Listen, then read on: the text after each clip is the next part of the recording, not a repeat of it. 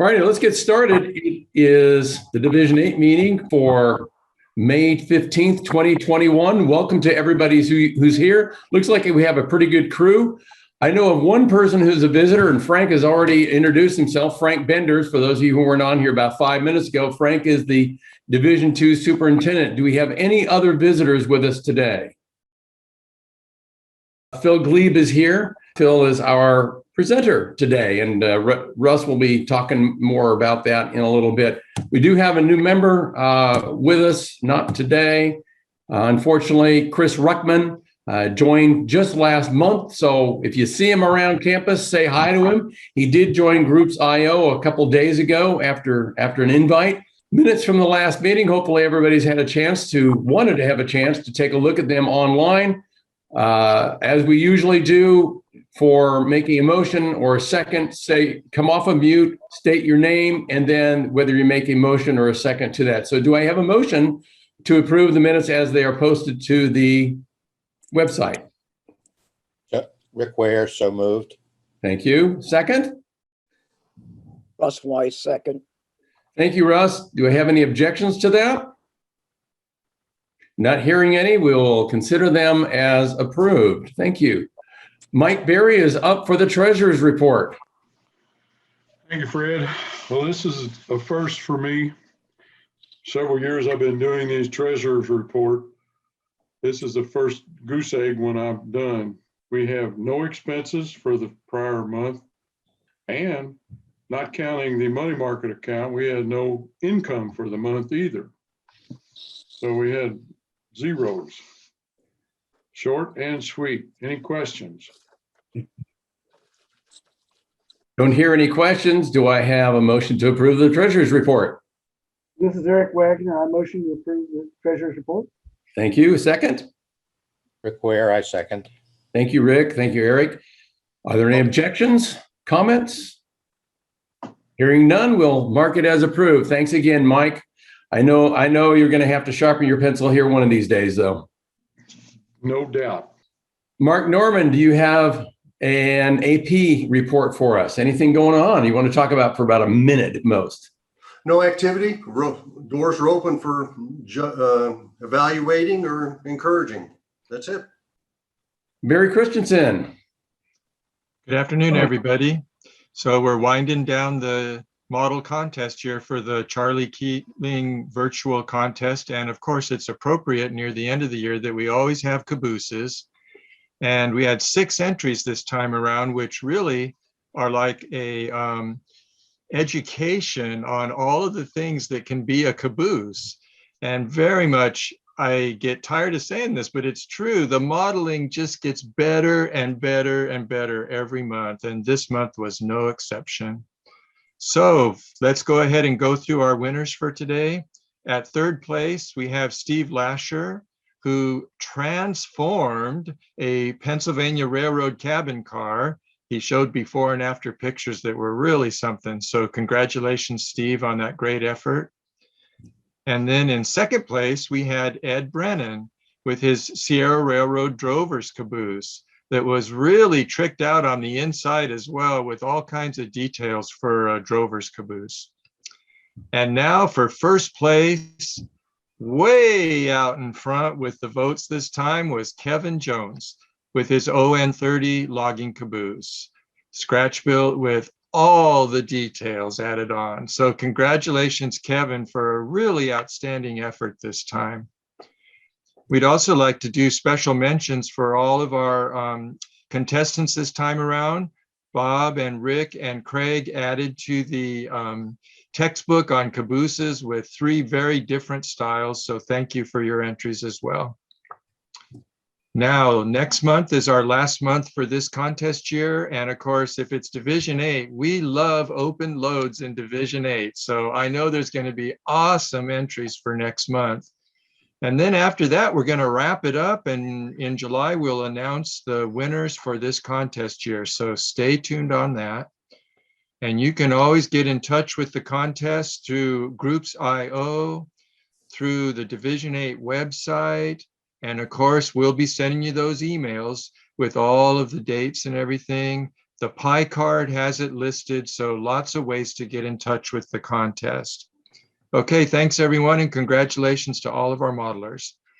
Thank you, Barry. And thank you to Ron Ellison for managing all the electronic part of the voting and publishing and so on and so forth. That it definitely takes a group effort to make this contest work. Very And, true. Yeah, I'm going to throw in a little bit here. And if you've been watching Groups IO, you know that we've been talking a little bit about doing a fantasy paint scheme challenge, not a contest, but a challenge similar to what we did a year or more ago, almost 2 years ago, with the 1x1 challenge, where I gave everybody a boxcar. I will be talking to the board of directors at this month's meeting about doing that. I think we're going to probably do it, and we'll talk about some of the rules at that time, and then we'll announce it in the pie card in either next month or the month after. So stay tuned for that, but it will not be part of the contest. It'll be just like we did the 1x1 challenge. So just for fun, show off some of your modeling skills and how imaginative you can be.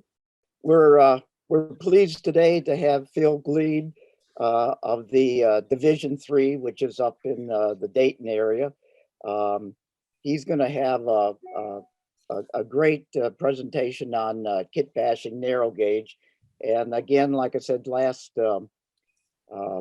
week, that even though you don't do narrow gauge, that a lot of these techniques and everything will work good for standard gauge. So more on Phil in a minute.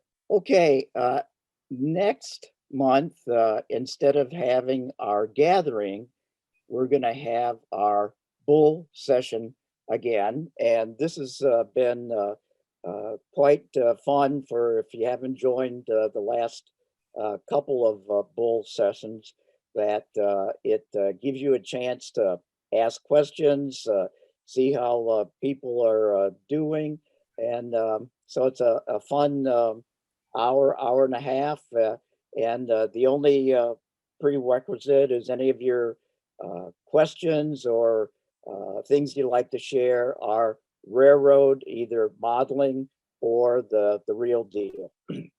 I'm going to throw in one other caveat, Russ, and that's that to attend the bull session, you must be an NMRA member. Do not have to be a Division 8 member, but you must be an NMRA member. So that's the only other caveat. Okay, thanks, Fred. Okay, and let's see, yeah, and this week we were very happy to secure James Knabb. James is with the Lone Star region down in Texas.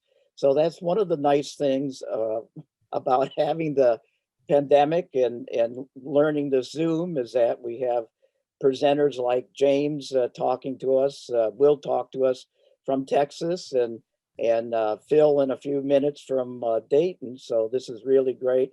And James is going to have the next generation of model railroading. So that should be real fun to tune into next month for our general membership meeting. Thanks, Russ. Thanks, Fred. Mr. Dawson. Don't forget to unmute, Bob. Usually Ron says it's better if I am muted. But anyway, our NRHS meeting, Louisville chapter, is scheduled for Friday, June 4th. We start at 7 p.m. on Zoom. Thanks to Division 8 helping us with our Zoom. And it's usually run by Fred and Ron. So you'll be at home if you show up. And as usual, come in a little early just so you make sure you have a connection. And for good or bad, I'm going to be the presenter. It's going to be rail fanning on a non-rail tour. And what it is pictures I've taken on tours that included rail fanning, rail trips across the United States, meaning different areas across the United States and in Canada. So you're invited. Anyone's invited, and be glad to have you. Thank you. Do not need to be an NMRA member, nor do you need to be an NRHS member to attend that meeting. So reach out to Bob or me. We'll get you the connection information. And I believe also I think Ron will put something out on Groups IO. We will. Thanks, Bob. So I have a couple of things to talk about. Should have already heard about this, but I want to reinforce the Mid-Central Region annual meeting is Friday, May 21st. This year, it will be virtual through Zoom, so it won't be anything new to you. After the Mid-Central Region board meeting, which starts at 8 o'clock, sometime probably between 8:30 and 9, don't have a specific time when it might happen. The focus is announcement of awards to Mid-Central Region officers. And we will send the Zoom information out through Groups.io when I receive it. Reminder that the Division 8 picnic is a go for noon-ish on Saturday, July 31st. We plan to start at noon, but you know how that goes sometimes with the caterer, but we do plan to start at noon. I will be there around 11. I imagine most of the board members will be there between 11 and 11:30, but it's at the Salem Depot Museum. We have been there multiple times. I've talked to Stephanie Vines, who is the day-to-day curator of the museum, and she's ready and anxious to see us show up. And of course, we'll do awards and recognition. And the big piece that we'll do for awards, of course, is the modeling contest. And of course, we will have lunch. And Mike Berry is working on that. We will get details to you in an upcoming meeting and in an upcoming pie card. Train show and sale. Ron, do you want to say a word or two? Only that we haven't made it official yet, but we're probably maybe going to have the show on November 13th, 2021, 10 to 3. Mark and I have already been doing some preliminary planning, and very soon here, we'll probably kick the ball up the road and get this show going for sure. Yeah. And by not officially yet, as what Ron is really saying is that the board has not made their go, no-go decision, but you don't have to be a rocket scientist to figure out with the way things are going with pandemics and with the pandemic and so forth, that it's almost assuredly going to happen as scheduled. So unless something turns really bad in that regard, it's a go. We have everything reserved. Everything is programmed to go live with marketing. The Nmra National Convention this year is virtual, Rails by the Bay. You can go to this website.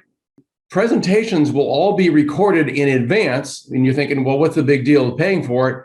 They will not be available online after the event. So if you want to see one of the clinics that's happening, you've got to pay your money and attend. The advantage of this is that the clinicians will be available online to chat during their presentation, and then they'll also be available for an hour after that.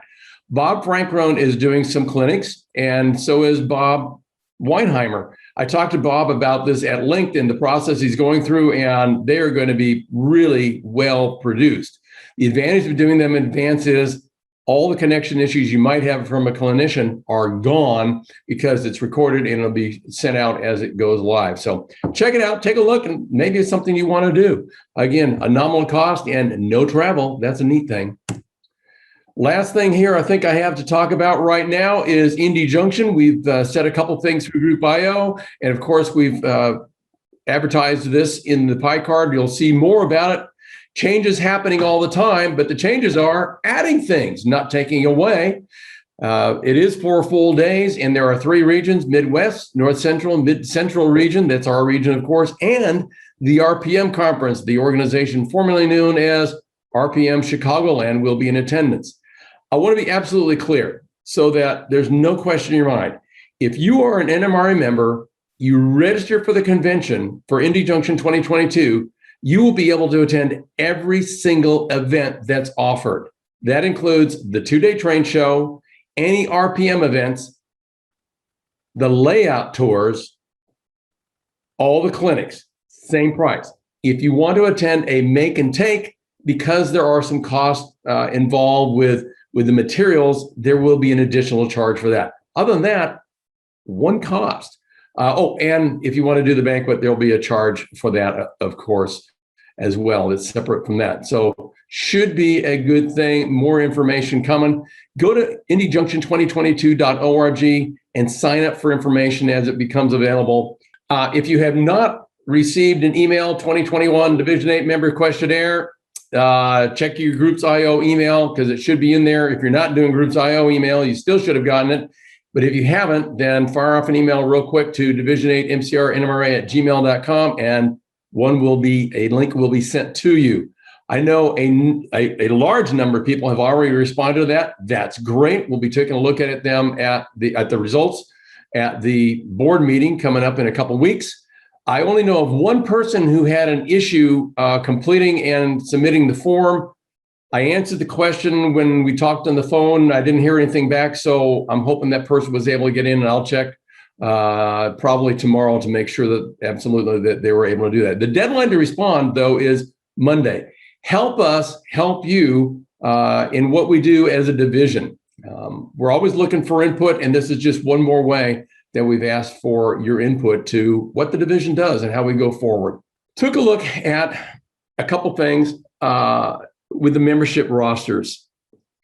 As most of you know, I attended 4 Saturdays worth of Nmra meetings on behalf of the Mid-Central region. It was a region leaders conference, essentially. One of the things that came up was that the Nmra is sending out congratulation emails with an attachment that you're supposed to print out yourself if you reach a certain number of years of membership within the Nmra. So, for example, if someone has been in the Nmra for 10 years, they get a, hey, congratulations email and something to print out and put on their wall. So I did a little bit of checking with the board. Nobody had ever received any of those. I certainly haven't. I've been in for more than 10 years. I checked with a couple of other members. They didn't either. So that got me to looking at our statistics, and I just did some very, very basic stuff. And here you go. Currently, we have 123 Division 8 members, from 1 month all the way up to 57 years and 4 months in the Nmra. One of the things I can't do is figure out if someone stopped being an Nmra member and then came in. All I have is when they started, when they might have come back in, and the current date. So I don't know when they might have left. So for example, if someone joined the Nmra in 1990, they left in 2000 and came back in 2010, I don't have that information. All I can go with was the start date. So using that, I found that the average mean is 16 years, 8 months. So the average length of membership is 16 years, 8 months. But the median, if you take the number of people before and after, there's as many people with 10 years, 10 months, less than 10 years, 10 months, as there are 10 years, 10 months or more. So that's kind of the middle point there. And I just found that very interesting. If you're wondering who the 57 years, 4 months are, it's Rick Tepton and John Barbie. Now, I know John's on here, or he was anyway, trying to join. So yay, John, for hanging around for that long. Good for you. And of course, Rick is a life member as well. And he's been around here for 57 years, 4 months. Also of note, Mr. Johnson, who is not with us today, unfortunately, 50 years of Nmra membership this year. That is pretty darn extraordinary. So I thought I'd share that with you. I'll be sharing a little more with you in the pie card in the upcoming months, but I just wanted to throw that out for right now. We've talked about this before, staying connected. You know the 3 basic ways. That wraps up what we have on the agenda. We're about on time, but we have a Back to Basics presentation today. It's more about couplers, and it's going to be N-scale couplers, but I am not going to do N-scale couplers. Instead, we are going to have Chris Broughton, who we've talked to